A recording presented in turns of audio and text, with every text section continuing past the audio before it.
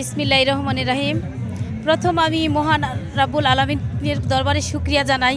দীর্ঘ 17 বছর ঈদ তো দূরের কথা, সাধারণ জীবনযাপন আমরা পাইনি, কিন্তু মাননীয় সংসদ, মাননীয় এমপি মহোদয় আমাদের এবার বুঝিয়ে দিয়েছে রূপগঞ্জবাসীকে ঈদ কাকে বলে। উনি যেইভাবে ঈদ দ্রব্য সামগ্রী গরিবের মাঝে বিতরণ করেছে এবং কর্মীদের খোঁজখবর রেখেছেন, ওনাকে আমি ধন্যবাদ জানাই।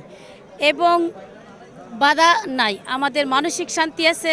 আমরা কি খেলাম কি পড়লাম সেটা বড় বিষয় না, মনের যে শান্তি সেটাই আল্লাহর কাছে শুকরিয়া জানাই এবং দীপু ভাইকে ধন্যবাদ জানাই। উনি আমাদেরকে খুব ভালোভাবে আগলে রেখেছেন।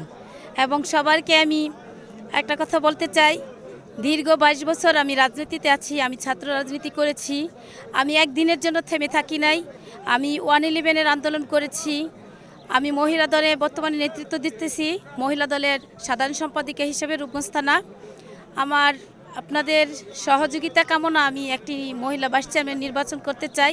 যদি এমপি মহোদয় এবং রূপগঞ্জবাসীর সমর্থন থাকে, আমি এগিয়ে যেতে চাই।